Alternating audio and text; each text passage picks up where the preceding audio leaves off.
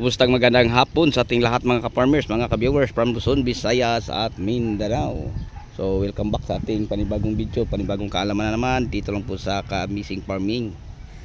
Okay, so sa hapong ito mga ka-farmers, samahan niyo ako habang pagmasdan natin ang ating mga pananim. Kasi mga ka-farmers, mga ka-viewers, may tanong po patungkol po sa fertilizer na ating ginagamit kung paano. So ngayon mga ka-farmers, kung isa ka mahilig sa ganitong usapin about farming, kung magugustuhan mo itong video na ito, like and share naman at saka paki-comment lang po, no? Okay, so ang tanong po mga ka-farmers, sabi ng isang kaibigan nating farmers, pwede ba, no, diretso sa puno ng ampalaya ang abono na ating nilulusaw? Yes po ka-farmers, yun po ang ating bigyan ng kasagutan, pero may gagawin po tayo pagkatapos. So mga ka-farmers, kasi ang tanong niya ay sa ampalaya lang naman, isama na din natin no ang sa kamatis at sa talong, kasi ang tanong niya sa ampalaya. So once na maglulusaw ako ng fertilizer, kasi sabi niya pinaka maximum na fertilizer natin kung sa talong is 12 kilos, and then nakita niya sa ampalaya, sir pwede ba 12 kilos? Ang sagot ko ay yes, pwede. And then sabi niya, paano magdilig lalo na ngayong tag-araw, di ba? Napakainit, baka pag idiretso sa puno hindi makayanin ng alat sa halaman ang dinidilig natin, baka mamatay. So yun po no mga ka-farmers, napakagandang tanong, at saka yun po ang ating bigyang pansin at gawa natin ng video. So mga ka-farmers, mga ka-viewers, share ko lang po sa inyo, ito ang mga dapat natin gawin, no? Kung magdidilig po tayo ng mga fertilizer sa ating mga pananim sa mainit na mga panahon katulad ngayon, sobrang init mga ka-farmers, no? Pero kita natin ang ating mga pananim hindi nagbago, napakadami pa ding mga maliliit na bunga. So yun po ang asahan nating lumaki sa susunod na mga araw mga ka-farmers. So habang paloob ako sa taniman ng kamatis at sa ampalaya, samahan niyo akong magsagot sa isang tanong, no? Para po to sa lahat mga ka-farmers na mahilig sa ganitong usapin about farming. Okay, pag maglulusaw ako ng 12 kilos, kasi yun po ang pinaka maximum sa isang drum, katulad ng ating nakikita, yun po ang isang drum na 200 liters. So 12 kilos ang ating ilulusaw. Pag halimbawa ako'y magdilig ng fertilizer diretso sa puno ng ampalaya, puno ng kamatis at saka puno ng talong, wala ba daw problema, hindi ba makakasunog? Ang sagot ay hindi. So once mo madiligan, katulad ngayon mga ka-farmers, no, pinapadiligan natin to ng fertilizer. So pagkatapos natin dinidiligan, dahil walang ulan, kailangan natin panlawan, kasi alam naman po natin na maalat ang fertilizer. Para ma-absorb mga ka-farmers ng maayos at mapakinabangan ang nutrient na meron sa mga fertilizer na pagkain sa ating tanim na pinapadaan sa ugat, ugaliin natin mga ka-farmers na pagkatapos magdilig ng fertilizer ay basahin natin ang puno, katulad sa kanilang ginagawa din. So samahan niyo ako para ipapakita ko po sa inyo.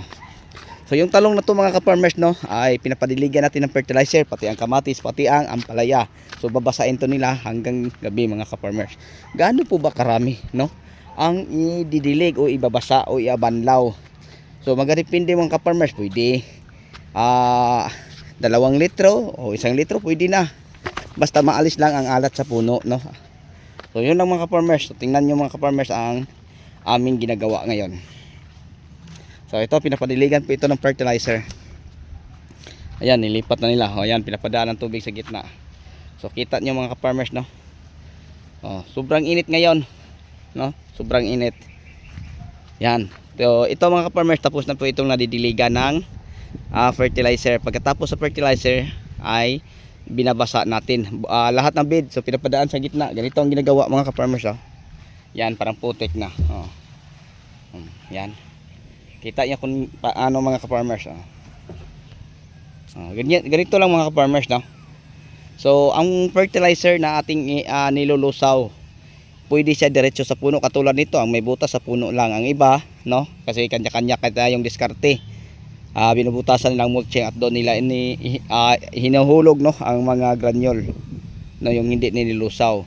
So I suggest ko sa inyo mga ka-farmers, mas maganda lusawin ang fertilizer kaysa isaboy lang mga ka-farmers. Mas maganda na ilusaw sa ano, kasi madali lang nilang mapakinabangan lalo na pag masabayan ng APSA, no?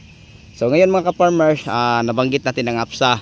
Bakit sinasali ko po siya sa fertilizer na ating inaabot sa ating mga pananim? Kasi ang APSA 80 mga ka-farmers na produkto sa Amway Philippines ay malaking bagay po siya pag isama natin sa pagdilig ng fertilizer. Kasi ang kung sa tag-araw mga ka-farmers, ang tubig i-hold niya, ibig sabihin matagal matuyo pag may APSA 18 kasama sa fertilizer. Kung sa tag-ulan naman, isama natin ang APSA, ang sobrang tubig na hindi kailangan sa puno, alisin niya.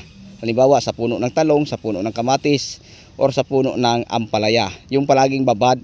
So proteksyonan niya ang ugat mga ka-farmers para hindi malalakta. So yun po ang kagandahan mga ka-farmers sa paggamit natin ng APSA 80 na ilagay natin sa fertilizer. Gaano ba karami sa isang drum? Pwede na tayo maglagay ng 60 ml. Ganyan lang karami. So sa 60 ml mga ka-farmers, malaking bagay na po, no?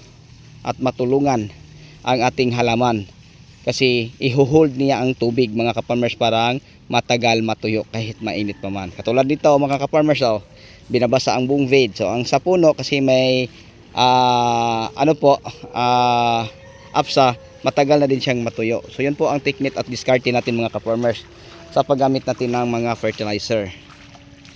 So kahit ganitong init mga ka-farmers, tuloy pa rin ang pagdidilig ng tubig kasi katatapos lang po ito dinidiligan ng fertilizer. So yung ibang tao natin ay nagdilig din sa pipino, ang iba ay nagtabas ng damo na sa gitna kasi kailangan nating isprehan ng Glostar Contact Herbicide mga ka-farmers para manatiling malinis na naman uli. Kasi yung time na binasa natin to sa nakaraang linggo, ang mga linya, mabilis lang ang damo sumibol. So yung mga damo na sumibol mga ka-farmers sa gitna ng taniman natin ng talong, hindi tayo mabahala kasi meron tayong Glostar Contact Herbicide na para para mag-control sa mga damo na yon. Okay, so yun lang siguro mga ka-farmers, mga ka-viewers ang ma-share ko po sa inyo. So kung nakakatulong man sa inyo yung video na to, maraming salamat po muli, no? At paki-comment na lang kung ano man mga video yung papagawa nyo. So sa nagtatanong kung pwede ba diretso, wala bang problema? Yes po, pwede. Pero ang gagawin mo mga ka-farmers katulad sa amin, gayahin nyo na kailangan banlawan. Okay? So katatapos lang po ito nagdilig ng fertilizer ang mga tahon nito, kaya kita nyo kalat ang mga drum kasi yun po ang ginagamit, no, sa mga tao natin sa pagdilig po o paglusaw ng mga fertilizer gamit ang drum, dinidilig nila diretso sa puno. So yun po ang ginagamit. So yun lang, banlawan nyo lang, basahin nyo ang puno. So yun po, no, mga ka-farmers. Kaway. Okay, so sa inyo lahat hanggang dito na lang. Maraming salamat. Bye bye and God bless. Thank you.